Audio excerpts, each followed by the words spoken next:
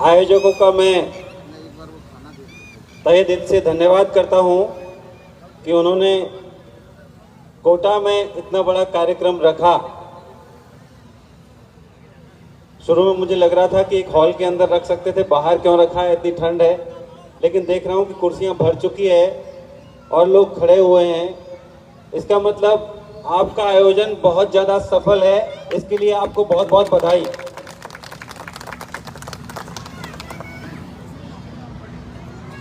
मैं आप सबका शुक्रगुजार हूं कि आपने मुझे इतना प्यार दिया। मैं समाज का एक छोटा सा हिस्सा हूं। हम में से अधिकांश लोग एक समान पृष्ठभूमि के लोग हैं, किसान परिवारों से, छोटे किसान परिवारों से, ज्यादातर बड़े किसानों के बच्चे भी नहीं है, छोटे किसानों के बच्चे हैं।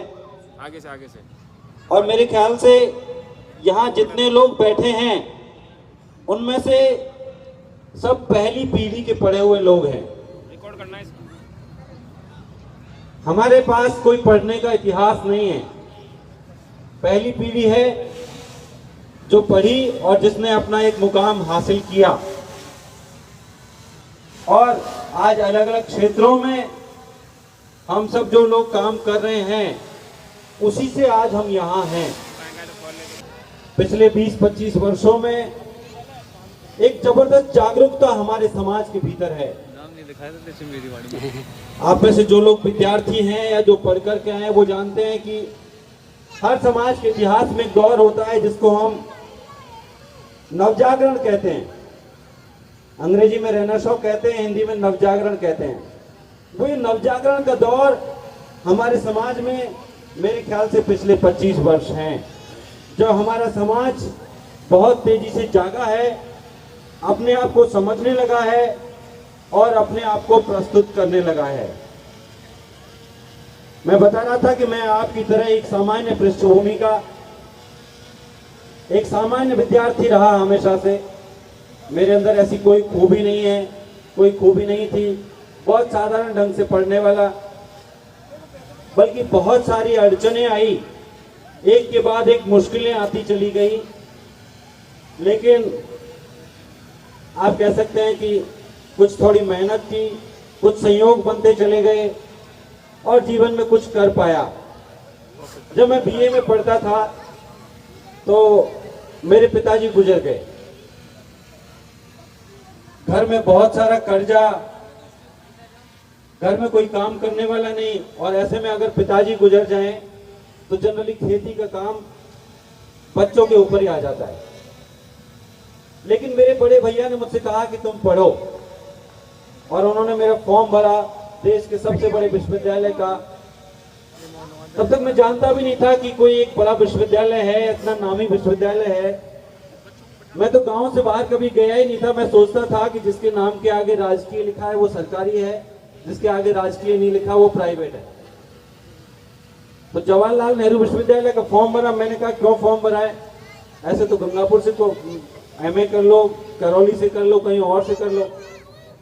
जब एडमिशन हुआ, उसकी परीक्षा देने के लिए पहली बार मैं दिल्ली गया, और जब मैं परीक्षा देने के लिए गया उसी समय पिताजी गुजर गए। मैं उनके अंतिम दर्शन भी नहीं कर सका। लेकिन जब उस विश्वविद्यालय में एडमिशन हुआ तो मैंने पाया कि वो देश का सबसे अच्छा विश्वविद्यालय है, और पहली बार पढ़ाई का मतलब भी वही समझ में आया। पढ़ाई का मतलब यही समझते थे कि अधिक से अधिक रटो और अधिक से अधिक नंबर लेकर के आओ। लेकिन दोस्तों, ये पढ़ाई का मतलब नहीं है। पढ़ाई का मतलब ये है कि आप जो पढ़ते हैं उसको समझे भी।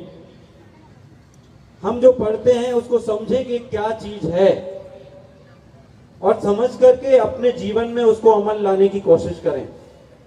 हम समझते नहीं तो उसका परिणाम क्या होता है कि डॉक्टर लोग भी पहले पूजा पाठ करते हैं और उसके बाद ऑपरेशन करते हैं, जबकि साइंस के हिसाब से इसका कोई कार्य कारण संबंध नहीं है।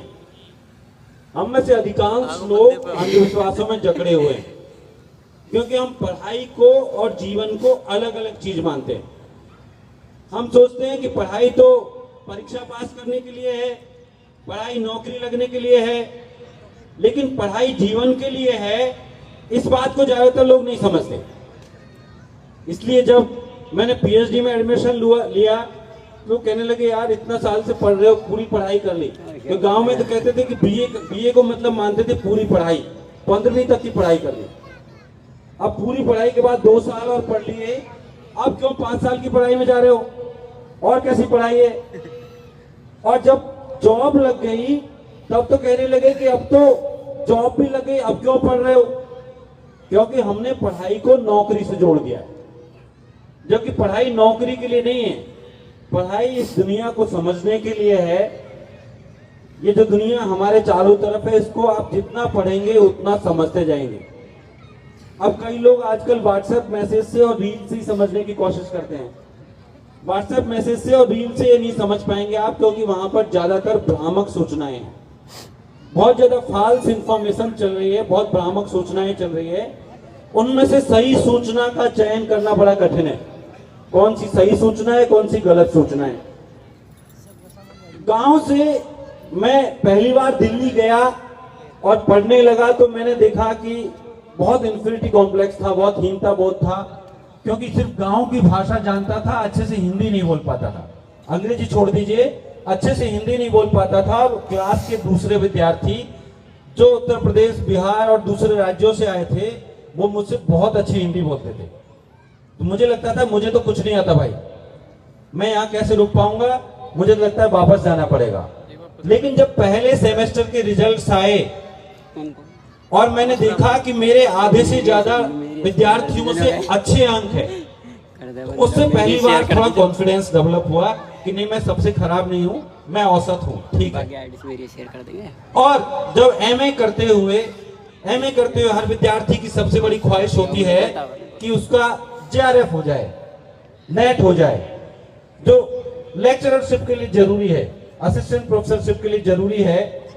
मेरे पिताजी की भी ख्वाहिश थी, जब मैं पढ़ता था, बाद में शायद वो होते तो कुछ खुश होते देखते, उनकी ख्वाहिश थी कि मैं लेक्चरर बनूं। उन्होंने कभी यूनिवर्सिटी तो देखी नहीं थी, बस जो स्कूल के और कॉलेज के लेक्चरर देखे थे। उनको लगता था कि ये बड़ा अच्छा जॉब है। तो जो एमए पढ़ते हुए एमए के पहले साल के आखिर में नेट की जेआरएफ की परीक्षा दे सकते हैं, वो परीक्षा दी और क्लास में जो देश से, हमारी क्लास में 25 विद्यार्थी थे, 25 विद्यार्थी चुने जाते हैं एमए में, और करीब 4-5 हजार लोगों से की परीक्षा लेकर के उनमें से 25 विद्यार्थी चुने जाते हैं। उन 25 में से सबसे पहले मेरा जेआरएफ हुआ, पहला जूनियर रिसर्च फेलोशिप। जो नेट की परीक्षा में, असिस्टेंट प्रोफेसर की परीक्षा में सबसे ऊपर होते हैं, उनको जूनियर रिसर्च फेलोशिप मिलती है, जिसको जेआरएफ बोलते हैं। उससे कॉन्फिडेंस डेवलप हुआ कि हाँ, मैं मेहनत करके अच्छा कर सकता हूं। ऐसे छोटी छोटी सफलताएं, और मेरे ख्याल से उस वक्त आज की तुलना में ज्यादा ईमानदारी थी। आज से 20 साल पहले परीक्षा व्यवस्था में ज्यादा ईमानदारी थी, नेट का पेपर भी ज्यादा डिस्क्रिप्टिव और ज्यादा विस्तार पूर्वक। आज क्या होता है, ज्यादातर परीक्षाएं ऑब्जेक्टिव है, आप टिक मार्क कीजिए, कंप्यूटर में बटन दबाइए, तुक्का लग जाएगा तो भी पास हो सकते हैं। उस वक्त नेट की परीक्षा में 38 पेज लिखने होते थे, 38 पेज, 2.5-3 घंटे की परीक्षा होती थी। यानी आपकी असली परीक्षा है, आपको अपने आप को साबित करना है, तो वो 38 पेज भरने नहीं है सिर्फ, बल्कि 38 पेज अच्छी तरह से लिखना है, तब जाके सफलता मिलेगी। और एमए करते ही मुझे एक क्लरिकल जॉब मिल गया। लेकिन मैंने सोचा था कि अब मैं जेएनयू में आ गया हूं और जेएनयू में रहते हुए मुझे कुछ बड़ा करना है।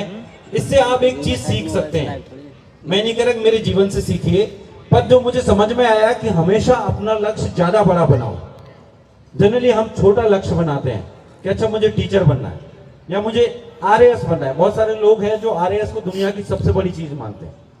मेरे ख्याल से आरएएस दुनिया के में बहुत छोटा स्थान रखता है, इतनी बड़ी चीज नहीं है। आप बहुत बड़ा लक्ष्य बनाइए। जब आप बड़ा लक्ष्य बनाते हैं तो छोटी चीजें आपको अपने आप मिलती चली जाती है। अब मैं उस क्लरिकल जॉब को अगर स्वीकार कर लेता तो शायद मैं और जीवन में कुछ नहीं कर पाता। मेरा सिलेक्शन हो गया और मुझे ज्वाइनिंग के लिए मैं गया, तब तक मेरा जेआरएफ का रिजल्ट आया और मेरा सिलेक्शन, मुझे जेआरएफ मिल गया। उन दिनों जेआरएफ की जो फेलोशिप थी वो 8,000 रुपये प्रति महीने थी, और जो क्लरिकल जॉब था उसमें 7,000 की सैलरी थी। तो मुझे लगा एक तो 1,000 रुपये ज्यादा मिल रहे हैं और दूसरा मैं अपने मन से रिसर्च कर सकता हूँ, अच्छी पढ़ाई कर सकता हूँ। तो मैं उनसे कहने गया कि अगर मैं जॉब नहीं ज्वाइन करता हूँ तो दूसरे किसी को मिल जाएगी। तो उन्होंने कहा कि लगता है आपका कोई रिश्तेदार है, उसको देना चाहते हो। मैंने कहा नहीं, मैं आगे पढ़ना चाहता हूँ। उसमें मेरी टॉप रैंक थी, लेकिन मैंने वो छोड़ दिया, मैंने ज्वाइन नहीं किया और दूसरे किसी को वो जॉब मिल गई। मैंने रिसर्च करना शुरू किया और पहले मैंने दलितों के बारे में रिसर्च किया, फिर आदिवासियों के बारे में रिसर्च किया और उसी से मेरी इस क्षेत्र में रुचि विकसित हुई। उससे पहले मैं भी नहीं जानता था कि दलितों के सवाल क्या है, उनकी समस्याएं क्या है, आदिवासी कौन है और उनकी समस्याएं क्या है। क्योंकि सिर्फ एसटी का सर्टिफिकेट लेने से आप आदिवासी के बारे में नहीं जानते। आदिवासी के बारे में जानने के लिए आदिवासी के बारे में पढ़ना पड़ता है, जानना पड़ता है। इस देश में 500 से ज्यादा आदिवासी समुदाय है, 500 से ज्यादा। हम कितने के बारे में जानते हैं? हम राजस्थान के जो 4-5 ग्रुप है उनके बारे में भी नहीं जानते। हम ज्यादा से ज्यादा अपने मीनाओं के बारे में जानते हैं, अपने 2-4 गोत्रों के बारे में जानते हैं। हम भीलों के बारे में भी ठीक से नहीं जानते। आप कोटा में, तो कोटा के पास में बारा है, वहां पे सहरिया रहते हैं, उनके बारे में शायद कुछ लोग कोटा के लोग या बारा के लोग जानते होंगे। या हमारे यहाँ गरासिया है या और दूसरे आदिवासी है। हम सिर्फ राजस्थान के आदिवासियों के बारे में हो सकता है कि जनरल नॉलेज में कुछ पढ़ लिया, जानते हैं, लेकिन हम 500 आदिवासियों के बारे में नहीं जानते कुछ भी। तो आदिवासियों को भी जानना पड़ता है। ऐसे नहीं कि आप आदिवासी समूह में पैदा हो गए तो सारा ज्ञान आपके अंदर आ गया। जानना पड़ता है और अच्छा रिसर्च, अच्छी पढ़ाई करनी पड़ती है और वो किताबों से होती है। माफ कीजिए, वो व्हाट्सएप से नहीं हो सकती, वो रील्स और शॉर्ट वीडियो से नहीं हो सकती। इसलिए किताबें पढ़ने की भी आदत होनी चाहिए। ये माताओं बहनों को जरूर कहना चाहता हूं, इन्होंने ठीक रेखांकित किया कि महिलाओं का समाज में बहुत महत्वपूर्ण स्थान है। वो अपने बच्चों को एक दिशा देती हैं, उनको सिखाती है उनको क्या करना चाहिए, क्या नहीं करना चाहिए।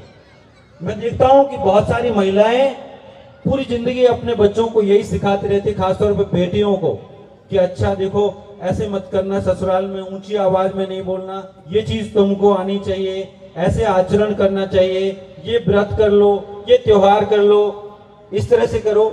इससे क्या हासिल होता है? इससे कुछ हासिल नहीं होता।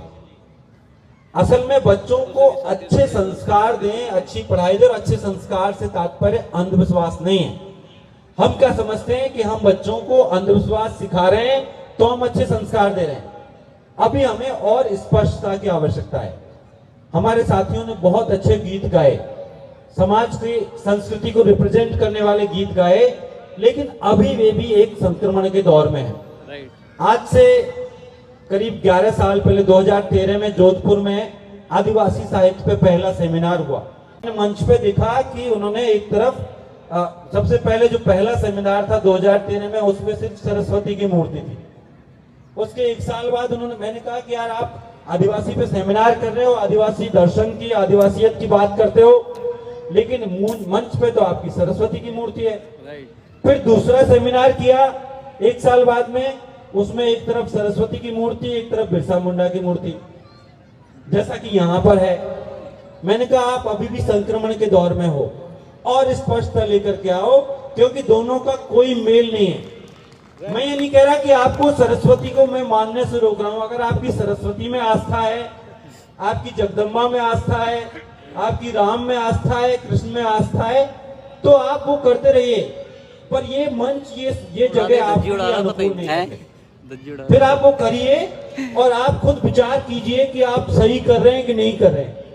क्या आज हमारे समाज के जितने लोग यहाँ पर हैं वो इसलिए है कि इन देवी देवताओं की कृपा है, या इसलिए है कि हमारी एक आदिवासी पहचान है और उस पहचान के लिए हमारे पुरखों ने संविधान सभा में हमारे लिए संघर्ष किया, हमें विशेष प्रावधान किए हमारे लिए, जिसकी वजह से हमें आरक्षण और दूसरी व्यवस्थाएं मिली और उसकी वजह से ज्यादातर लोग पढ़ पाए और अच्छी जॉब उनको मिल पाई।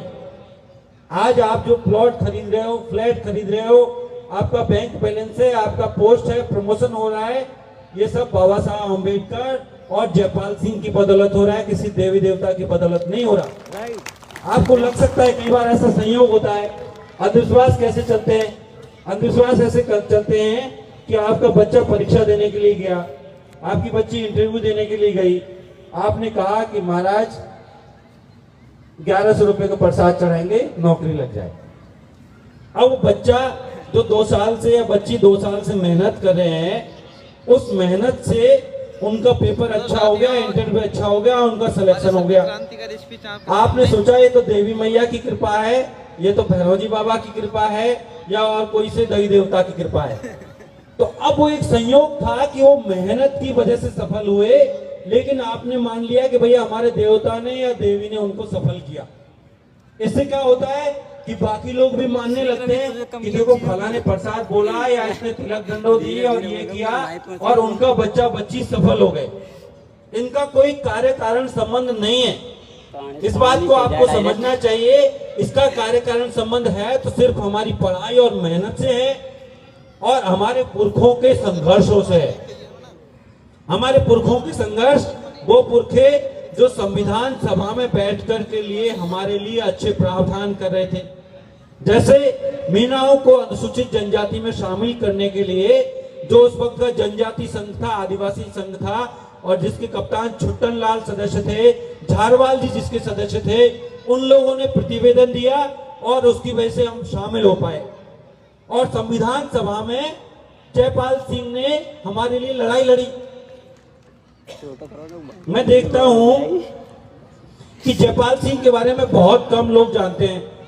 अगर जयपाल सिंह नाम लेंगे तो कहेंगे कौन जयपाल सिंह। और ये सवाल मैंने जब मैं जोधपुर के सेमिनारों की बात कर रहा हूं उनमें उठाया तो वो लोग भी तब तक नहीं जानते थे, और अब देख रहा हूं कि उसके बाद उन्होंने जयपाल सिंह पे अलग से सेमिनार कर लिया। इतने लोकप्रिय हो गए कि अब हर कोई उनका नाम लेने लगा। और अभी पिछले दिनों अभी हमने 3 जनवरी को जवाहरलाल नेहरू विश्वविद्यालय में जहां पे मैं पढ़ाता हूं, वहां पर हमने एक जयपाल सिंह की जयंती होती है 3 जनवरी को, और 3 जनवरी को ही मां सावित्रीबाई फुले की भी जयंती होती है। तो हमने पहली बार ये किया कि अभी तक ये होता था कि सावित्रीबाई फुले की जयंती ज्यादातर दलित और ओबीसी समाज के लोग मनाते थे और जयपाल सिंह पर कार्यक्रम आदिवासी समाज के लोग करते थे। हमने कहा कि भाई हम मिलके करेंगे इस बार, तो हमने एक मिलकर के कार्यक्रम किया और बहुत सारे प्रोफेसरों को बुलाया कि आप लोग आइए और इनके बारे में कुछ बोलिए। और मुझे देख करके बहुत आश्चर्य हुआ कि इतने बड़े विश्वविद्यालय के, और कुछ लोग दिल्ली विश्वविद्यालय से भी आए थे, वो जयपाल सिंह के बारे में कुछ नहीं जानते या ना के बराबर जानते हैं।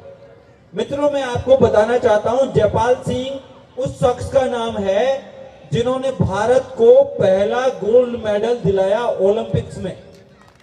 ओलंपिक खेलों के बारे में तो आप सब जानते होंगे, आपने कभी किताब में पढ़ा है कहीं, या कभी जब आप लोग देखते हैं स्टार स्पोर्ट्स, ESPN और आजकल कौन कौन से चैनलों पे क्रिकेट के मैच आते हैं, हॉकी के, और ओलंपिक्स का प्रसारण होता है, कभी आपने किसी कार्यक्रम में कभी किसी के नाम मुंह से जयपाल सिंह का नाम सुना? नहीं सुना। क्यों नहीं सुना? क्योंकि वो आदिवासी समाज से आते थे और वो झारखंड के एक छोटे से गांव में पैदा हुए और वो पढ़ने में इतने अच्छे थे कि एक क्रिश्चियन मिशनरी, एक फादर उनको अपने साथ में इंग्लैंड लेके चले गए और इंग्लैंड में एक स्कूल में उन्होंने पहले पढ़ाई की और उसके बाद ऑक्सफोर्ड यूनिवर्सिटी में, जो दुनिया की सबसे मशहूर यूनिवर्सिटीज में से एक है, ऑक्सफोर्ड यूनिवर्सिटी में पढ़ाई की। ऑक्सफोर्ड यूनिवर्सिटी में पढ़ने के दौरान जयपाल सिंह हॉकी खेलने लगे और हॉकी के वो मुंडा समुदाय के थे, उनका पूरा नाम है जयपाल सिंह मुंडा, लेकिन वो दस्तावेजों में सिर्फ जयपाल सिंह लिखाया गया। तो हॉकी खेलते खेलते इतने लोकप्रिय हो गए, हॉकी के इतने बड़े खिलाड़ी बन गए कि पूरे इंग्लैंड में उनकी प्रशंसा होने लगी। इतनी प्रशंसा होने लगी कि इंग्लैंड के बड़े बड़े अखबार और पत्रिकाएं उनके बारे में छापने लगे और उनसे लेख लिखवाने लगे कि आप हॉकी के बारे में कॉलम लिखिए। और हॉकी इंग्लैंड का बड़ा लोकप्रिय खेल था क्रिकेट से पहले, और उन दिनों भारत इंग्लैंड का उपनिवेश था, ये हम सब लोग जानते हैं। भारत गुलाम था। 1928 में एम्स्टर्डम में ओलंपिक्स हुए। 1928 में जब मार्च के महीने में भारत की हॉकी की टीम ओलंपिक खेलने के लिए बंबई से रवाना हुई, तो उसको विदा करने के लिए सिर्फ 3 लोग आए। जो उसके मैनेजर, कोच वगैरह जो लोग थे, सिर्फ वो 3 लोग आए, क्योंकि किसी को कोई उम्मीद नहीं थी कि ये टीम एक भी मैच जीत पाएगी या कुछ कर पाएगी। उस टीम में जिनका नाम आप सब जानते हैं, वो भी एक सदस्य थे, मेजर ध्यानचंद। मेजर ध्यानचंद को सब लोग जानते हैं, लेकिन जयपाल सिंह को कोई नहीं जानता। वो टीम 20 दिन के लिए इंग्लैंड में रुकी और वहां पर 20 दिन में उन्होंने कुछ प्रैक्टिस की और उसी दौरान जयपाल सिंह को उस टीम का कप्तान बनाया गया, जो इंग्लैंड में पढ़ाई कर रहे थे। और उनका उस वक्त इंडियन सिविल सर्विसेज ICS, जिसको आज हम लोग आज जो IAS IPS बनते हैं आपके, इस परीक्षा का असली नाम है ICS, इंडियन सिविल सर्विसेज, जिसको हम UPSC कहते हैं। वो ICS की परीक्षा पास करके और ICS की ट्रेनिंग कर रहे थे। तो उनको कहा गया कि आप कप्तान बन जाओ क्योंकि आप सबसे अच्छे खिलाड़ी हो, और जयपाल सिंह ने कप्तान बनना स्वीकार किया।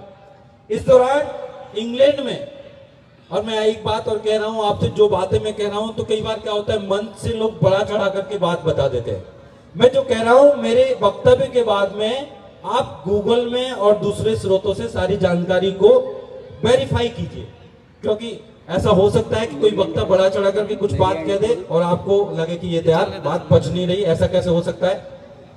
तो भारत की उस टीम ने इंग्लैंड के साथ में एक सद्भावना मैच खेला कि भाई हम एक फ्रेंडली मैच यहाँ पे खेलते हैं, कुछ वहां पे चंदा इकट्ठा करना था उसके लिए। और भारत की टीम ने इंग्लैंड जो 3 बार से ओलंपिक में हॉकी में गोल्ड मेडल जीतता आया था, उस टीम को 4-0 से हरा दिया। सर को मोबाइल कहाँ पे है? भारत की टीम, भारत जो इंग्लैंड का उपनिवेश था, उस टीम ने उनको हरा दिया। तो इंग्लैंड को इतना बुरा लगा, वो नैतिक रूप से इतने कमजोर पड़ गए कि उन्होंने उस साल ओलंपिक्स में अपनी टीम खेलने के लिए भेजी ही नहीं, कि हम अपने उपनिवेश से हार गए। उनको इतनी शर्मिंदगी महसूस हुई और भारत की टीम एम्स्टर्डम ओलंपिक्स में पहुंची और उस टीम ने एक बहुत बड़ा मुकाम हासिल किया, जो आज तक भारत की कोई भी टीम, किसी भी खेल की टीम, हॉकी की टीम तो कर ही नहीं सकी, पर दूसरी कोई टीम भी आज तक वो चमत्कार, या आप कह सकते हैं कि जबरदस्त प्रदर्शन, वो शुरू से आखिर तक अजय रही।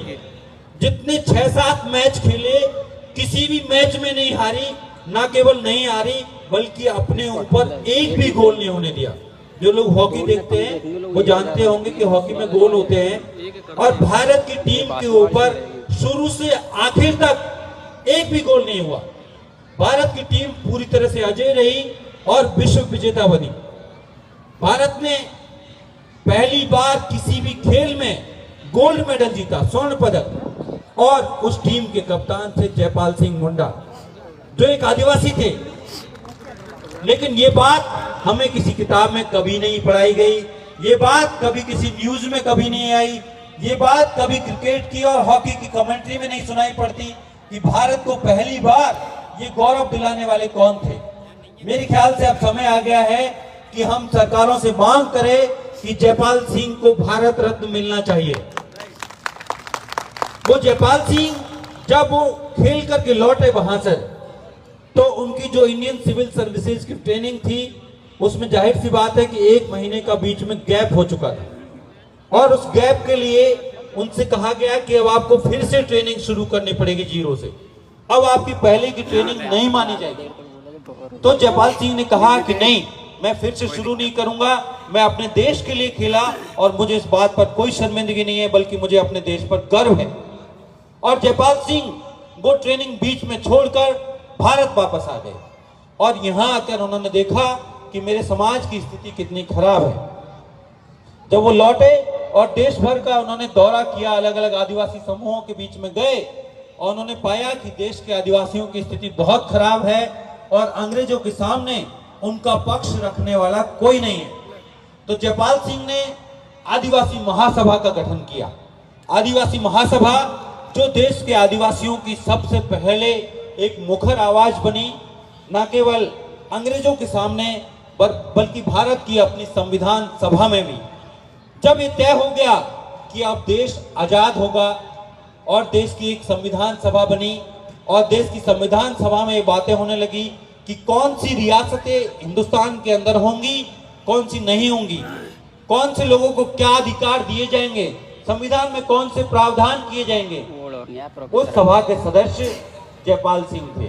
भारत की संविधान सभा जिसकी ड्राफ्टिंग कमेटी के चेयरमैन डॉक्टर भाई भीमराव अंबेडकर थे, बाबा साहब भीमराव अंबेडकर, जिनको फादर ऑफ इंडियन कॉन्स्टिट्यूशन हम कहते हैं, भारत के संविधान के पिता। उसी सभा के सदस्य थे जयपाल सिंह। उन्होंने आदिवासी अधिकारों के लिए वहां पर लड़ाई लड़ी।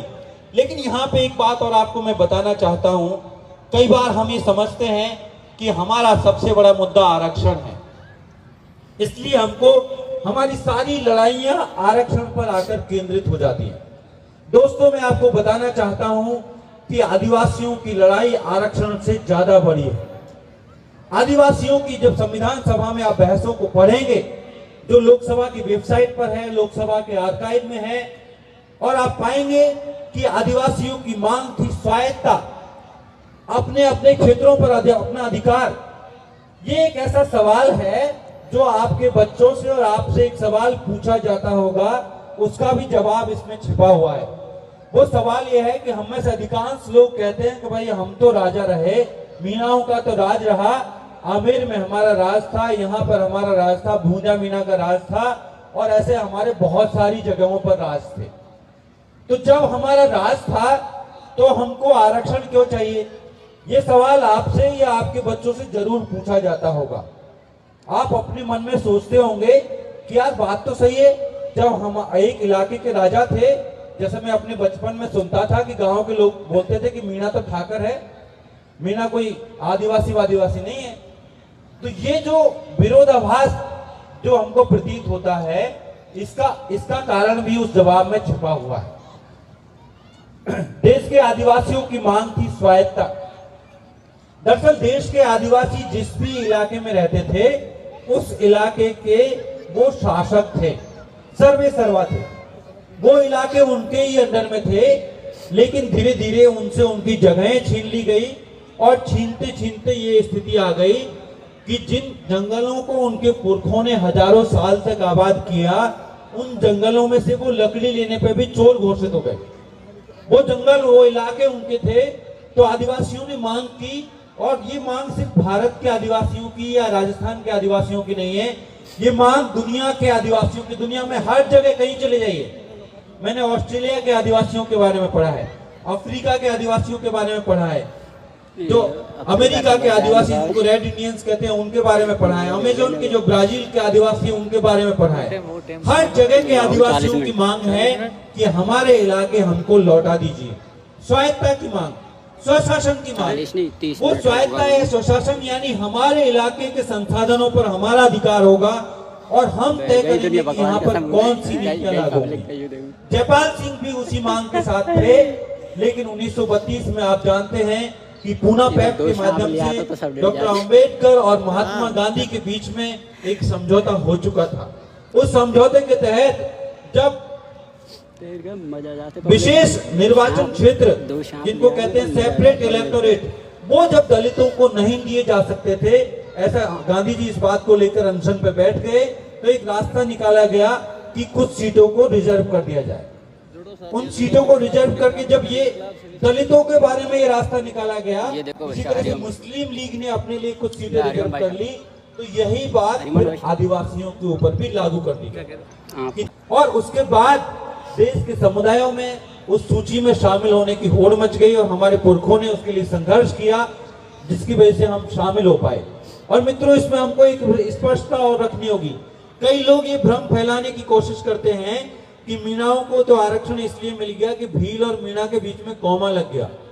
ऐसा कुछ भी नहीं है साथियों, बोर होने की जरूरत ये जो मीणा समूह है, इसके बारे में आप अगर को जो उनकी किताब है इतिहास की, उसको देखेंगे, पुरानी जनगणनाओं को देखेंगे, तो राजस्थान के मीणा समूह को आदिम समूह के रूप में हमेशा से चिन्हित किया जाता रहा, और वो समूह भीलों से अलग है। एक बार रवीश कुमार ने भी अपने ब्लॉग में लिख दिया, जब गुर्जर आंदोलन चल रहा था तो उन्होंने वो रिपोर्टिंग करने के लिए आए, और उन्होंने किसी से सुन लिया कि मीणाओं को तो आरक्षण इसलिए मिला हुआ है कि भील और मीणा के बीच में कॉमा लग गया है। उन्होंने लिख दिया अपने ब्लॉग पे। मैंने उनसे असहमति जताई कि आपने गलत लिखा है, इसको हटाइए, ये ऐतिहासिक तथ्य नहीं है, बल्कि मीणा एक आदिम समूह है, हमारी एक अलग पहचान है। और आज हमारे सामने 2025 में आकर के अपनी संस्कृति और अपनी उस पहचान को बचाने का एक संकट पैदा हो गया है। क्यों संकट पैदा हो गया है कि जो लोग शिक्षित हैं, जो आगे बढ़ गए, जो आपके यहाँ पर बैठे हुए लोग हैं, उन्होंने क्या किया कि अपनी आदिवासी पहचान को छोड़ते जा रहे हैं। हम क्या कर रहे हैं कि हम हिंदू देवी देवताओं को अपनाते जा रहे हैं, हम उनके जैसा आचरण करने की कोशिश करते हैं। हमारा पहनावा, हमारा खान पान, हमारी हर चीज उनके जैसी है। किनके जैसी? सवर्णों के जैसी, ऊंची जाति के हिंदुओं के जैसी। हम कोशिश करते हैं कि उनके जैसी भाषा बोले, उनके जैसे कपड़े पहने, उनके जैसे व्रतों त्योहारों को। आप में से बैठे हुए लोग जानते होंगे, बुजुर्ग लोग, बुजुर्ग महिलाएं, उनसे पूछना चाहता हूं कि आज से 30-40 साल पहले कितने लोग करवा चौथ के बारे में जानते थे? गांव में क्या कोई करवा चौथ जानता था? कोई करता था? लेकिन आज इसका दूसरा सवाल यह है कि आप में से कितनी महिलाएं जो आज करवा चौथ को नहीं मानती? मेरे ख्याल से कोई इक्की दुक्की होगी तो होगी, नहीं कोई नहीं होगी। हमने क्या किया? क्या ये हमारा डेवलपमेंट है? ये हमारा विकास है? इससे क्या सच में पति की आयु बढ़ जाएगी? ये ढकोसला है, इसके अलावा कुछ नहीं है। और आयु बढ़े तो पति की क्यों, पत्नी की क्यों ना बढ़े? सिर्फ पति की आयु बढ़ा के क्या करेंगे? पति ज्यादा जिए, पत्नी ना जिए? इससे कोई कार्य कारण संबंध नहीं है। और आप साइंस की रिसर्च कहते हैं कि जिन देशों में पुरुषों की ज्यादा आयु है, वहां पे कोई करवा चौथ का नाम भी नहीं जानता। जहां पे औसत आयु 100 साल से अधिक है, ऐसे भी गांव और देश हैं जहां पर औसत आयु 100 साल से अधिक है। आपके यहाँ पे औसत आयु क्या है? 70 वर्ष के आसपास। आप कितने भी करवा चौथ कर लो, 80 से ऊपर नहीं ले जा सकते। और 80 भी आपकी वजह से नहीं जाएगा। साइंस के जो इलाज चल रहे हैं, नए नए इलाज, नई नई खोजें हो रही हैं, उनकी वजह से क्या हम बीमारों को ठीक कर पा रहे हैं, हम उनको अच्छे डाइट्स दे पा रहे हैं, इसकी वजह से। इसलिए मैं महिलाओं से कहना चाहता हूं कि इस तरह के ढकोसलों से बचें। इन ढकोसलों से कोई लाभ नहीं होने वाला, किसी की आयु नहीं बढ़ने वाली। आज हम क्या करते हैं? आपने कोई भूखंड खरीदा, पहली बात तो ये जो हमने प्रॉपर्टी की, हमारे अंदर जो एक पागलपन पैदा हो गया है कि अच्छा नौकरी लग गई, एक प्लॉट यहाँ कोटा में ले लो, एक गंगापुर में ले लो, एक सपोटरा में ले लो, एक जयपुर में ले लो। अरे क्या करोगे भाई इतने प्लॉट लेकर के? ये आदिवासियत नहीं है कि आपको कोई जरूरत नहीं है, आप प्लॉट खरीदते जा रहे हो, खरीदते जा रहे हो। ऐसे पूंजी का केंद्रीकरण करना आदिवासियों की पहचान नहीं है। अपने बच्चों को पढ़ाइए, काबिल बनाइए। और कहा भी गया है कि पूत कपूत तो क्यों धन संचय, पूत सपूत तो क्यों धन संचय। दोनों स्थितियों में धन संचय करने की आवश्यकता नहीं है। अपने बच्चों के लिए आप करना चाहते हैं, इतना है कि एक जगह पे आपके रहने की व्यवस्था हो गई, काफी है। 10 जगह पे क्यों ले रहे हैं? फिर जब आपने प्लॉट ले लिया, फिर अब चलो मुहूर्त निकलवा लेते हैं। क्या आपके बाप दादाओं ने मुहूर्त निकलवाए हैं? उनसे पूछिए जो आज 100 साल के आसपास की एज के अगर लोग बचे हुए हैं, क्या होता है उससे? उससे क्या हो जाएगा? कुछ फर्क नहीं पड़ता। मैं बताना चाहता हूं कि मेरे पास में, मेरे तो जन्म की तारीख को लेकर के मेरे घर वालों को पता ही नहीं है। स्कूल में नाम लिखाने के लिए गए, मार साहब ने पूछा छोरा कितने साल का हो गया? 5 साल का हो गया साहब। तो ज्यादातर लोगों के साथ यही यहाँ पे खड़े हुए लोग हैं। जुलाई में एडमिशन होते थे प्राइवेट स्कूलों में, तो आजकल अप्रैल में एडमिशन होते हैं। सरकारी स्कूलों में मैंने तो पहली से लेकर PhD तक की पूरी पढ़ाई सरकारी संस्थानों से की। तो मैं जब मेरे पिताजी एडमिशन कराने गए तो उस दिन 10 जुलाई थी। 10 जुलाई को मेरा जन्मदिन हो गया। ना कोई जन्म का समय मालूम, ना कोई जन्म पत्री, ना कोई जन्म कुंडली, कुछ भी नहीं है। और उससे आज तक मेरा कोई काम नहीं रुका। मैं दुनिया के कई देशों में घूम के आ गया, सबसे अच्छे विश्वविद्यालय में पढ़ाता हूँ। बताओ आप उस जन्म पत्री के बिना क्या काम रुकता है आपका? वो व्यर्थ है। आपने डेवलपमेंट के तौर पे ये हासिल किया कि आप जन्म पत्री बनवाने लगे, बात बात पे पंडित जी को बुला के मुहूर्त निकलवाते हो। अरे वो मूर्ख बना रहे हैं आपको, उनके चक्कर मत पड़िए, उससे कुछ नहीं होगा। जो उनको आप दान दक्षिणा दे रहे हैं उसके बजाय किसी गरीब की, जरूरतमंद की मदद कर दीजिए और अपने बच्चों को अच्छे से पढ़ाइए, वो ज्यादा अच्छा रास्ता है। लेकिन हम ऐसा नहीं कर रहे। हमारे साथ क्या हो रहा है, यहाँ तो देख के अच्छा लग रहा है कि सबने कंट्रीब्यूशन किया। मुझे पता चला कि इस कोटा नगरी में हमारे समाज के इतने लोग इकट्ठा हुए और इस कोशिश के बावजूद इकट्ठे हुए कि कई लोगों ने कोशिश की कि ये कार्यक्रम ना हो या हो तो असफल हो जाए। इसके बाद भी आप इतने सारे लोग आए हैं। आप सबको मैं धन्यवाद करता हूं, आप सबको नमस्कार करता हूं कि आपने समाज की एकता को बनाए रखा। मेरे पास भी फोन गए कि उस कार्यक्रम में मत आओ। मैंने कहा भाई क्यों ना आऊं, समाज का कार्यक्रम है। तो जब ऐसे समाज में फूट डली हुई है, इसके बाद भी आप सब लोगों ने अपने अपने चंदे से इतना बड़ा कार्यक्रम कर दिया। बड़े अधिकारी ऐसा नहीं कर सकते, आम कर्मचारी ऐसे कर सकते हैं।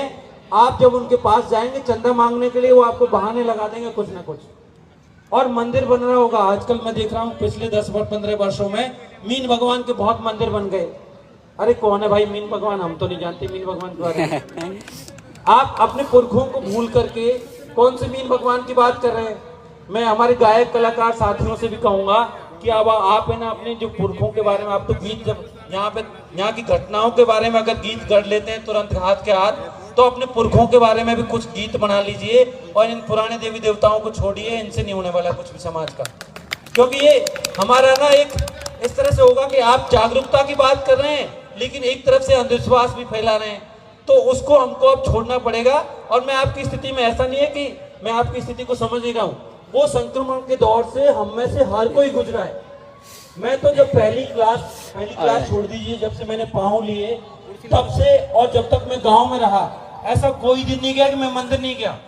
मैं तो जब से पैदा हुआ, जब से चलना शुरू किया तब से लेकर के और जब तक गांव रहा, हर रोज मंदिर जाता था। लेकिन बाद में मैंने इसको पढ़ा, समझा, अपने अनुभवों से जाना और तब उससे मुक्ति पाई। तो मेरे ख्याल से एक संक्रमण का दौर हर किसी के जीवन में आता है। हमारे संस्कार हमको ये सिखाते हैं, अपने परिवार से, परिवेश से हम सीखते हैं कि अच्छा भगवान है, भगवान हमारी रक्षा करता है, इतना ताकतवर है, उतना ताकतवर है। अरे जब यार वो कुत्ता वहां से उसके यहाँ से गंदगी फैला के जा रहा है या कुछ करके जा रहा है, तब भगवान उसको रोक नहीं पा रहे। अपने यहाँ पर आप अभी 2 दिन पहले की बात है, कहीं से स्वर्ण मंदिर से मेरे किसी प्रियजन का फोन चोरी हो गया। स्वर्ण मंदिर से, जो कि भगवान का एक स्थल है, वहां से फोन चोरी हो गया। आप मंदिर जाते हैं, आपके जूते चुरा लेते हैं लोग, मोबाइल चोरी कर लेते हैं। भगवान बचा नहीं पा रहे आपको, मोबाइल को और जूतों को आपको कहां से बचाएंगे वो? इसलिए मेरे ख्याल से इन सब प्रश्नों पर सोचने की आवश्यकता है। और किस चीज में दम है? फिर आप कहेंगे कि अच्छा भगवान में ताकत नहीं है, तो किस चीज में ताकत है? ताकत है आपकी मेहनत में। और मेरे ख्याल से हमारे समाज को वो मेहनत करने का जज्बा, वो संघर्ष की प्रेरणा अपने पुरखों से मिली है, अपनी परंपरा से मिली है, वो सीखने की आवश्यकता नहीं है। जब मैं बीए में था तो बीए में लोग क्या मानते थे कि यार पढ़ने की जरूरत क्या, 12वीं तक पढ़ाई करते हैं, बीए में तो अब तो पढ़ाई से ऊपर हो गए, हम तो बहुत बड़ी क्लास में, अब तो सिर्फ परीक्षा देने की जरूरत है। तो बीए में कोई पढ़ाई करते नहीं थे, तो गांव में भैंस चराते थे। तो भैंस चराने की स्थिति में ये होता था कि एक बार ये हुआ कि पिताजी खेती में लगे हुए थे और मैं भैंस चराने, और मुझे बहुत प्यास लग रही थी। अब इतनी तेज प्यास लग रही थी, मैं पानी पीने के लिए इंजन चल रहा था, उस पर आया और इधर भैंस का पता चला कि भैंस किसी के बाजरे में चरने के लिए चली गई। अब वहां से वो जिसके बाजरे में चली गई, तो वो जाहिर सी बात है कि वो नाराज होकर के आया खैर करने के लिए। तो मुझे बिना पानी पिए वापस लौटना पड़ा। मेरे पिताजी ने कहा कि बताओ पढ़ाई आसान है या खेती का एक गांव का काम आसान है?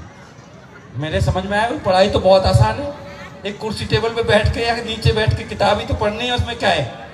तो अपने बच्चों को इतनी सी बात सिखानी है कि ये खेती की तुलना में हमारे पुरखों को तो हजारों साल गुजर गए, ये खेती करते करते वो संघर्ष की और मेहनत की प्रेरणा हमारे पास है, उसकी तुलना में पढ़ाई बहुत आसान है। अपने बच्चों को पढ़ने की प्रेरणा दीजिए। और जो आपस में हम छोटे छोटे मुद्दों पे मनमुटाव करते हैं, जैसे यहाँ के संगठनों में जो मनमुटाव है, मैं दूसरे संगठन के साथी अगर कोई आए हैं उनसे कहूँगा कि देखो ये भी इसी समाज के लोग हैं, आप इनका बहिष्कार करना चाहते हो, इनका बहिष्कार मत करो, आप इनके साथ उठो बैठो, मिलकर के एकता बनाओ। एकता बनेगी तो हमारी लड़ाई मजबूत होगी। अगर हम बटे हुए रहेंगे तो हम कमजोर रहेंगे। ये मेहनत और ईमानदारी ही आपको आगे ले जाएगी।